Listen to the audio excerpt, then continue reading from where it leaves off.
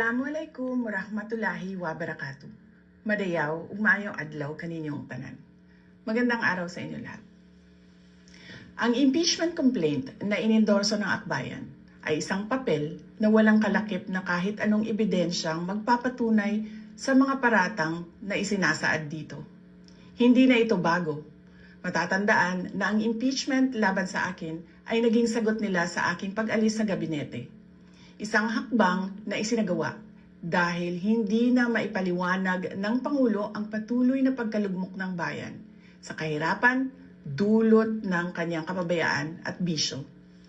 Noong 19th Congress, binuksan pa nila ang isang Investigation in Aid of Legislation, hindi upang lumikha ng batas, kundi upang magsagawa ng isang malinaw na fishing expedition para sa planadong impeachment laban sa akin. Paulit-ulit nilang ibinandera ang isyung Mary Grace Piatos bilang umano'y bahid ng katiwalian. Kahit na sa kabila ng lahat ng investigasyon ay wala silang naipakitang kahit isang direktang paglabag sa paggamit ng confidential funds. Sumunod na dito ang bentahan ng mga pirma para sa impeachment at ang mga tinaguriang for later release projects na ipinangako umano sa ilang miyembro ng Kamara upang itulang ang impeachment laban sa akin.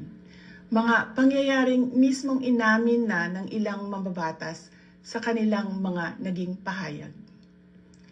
Mga kababayan, walang kredibilidad ang akbayan upang mag-endorso o magsumite ng impeachment complaint. Ilang ulit ng hayagang ipinahayag ng kanilang pinuno ang kanyang intensyong tumakbo sa pagkapangulo. Isang malinaw na indikasyon ng pampulitikang motibo sa likod ng kanilang mga hakbang.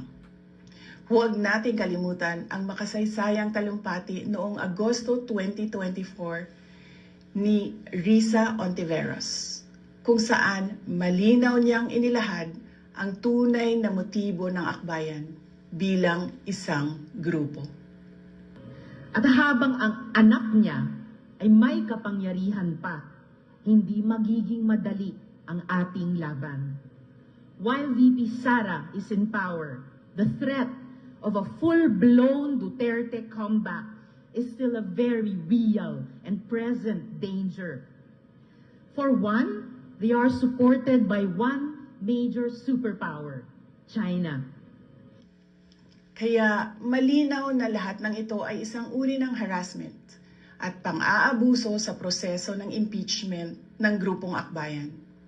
Hindi malinaw kung ano ang ipinaglalaban nila para sa kaayusan ng bayan, pero napakalinaw ng kanilang pamumulitika at pagpapahirap sa usaping diplomasya ng ating bansa. Sa huli, ang tunay na laban ay hindi lamang laban ng iisang tao o iisang grupo. Ito ay laban para sa katotohanan at sa dangal ng ating bansa. Naway magsilbi itong paalala sa ating lahat na ang kapangyarihan ng impeachment ay hindi dapat ginagawang sandata ng politika, kundi isang banal na proseso para sa hustisya at pananagutan. Sapagkat kapag nanaig ang abuso, ang tunay na talunan ay ang sambayanang Pilipino. Syukran.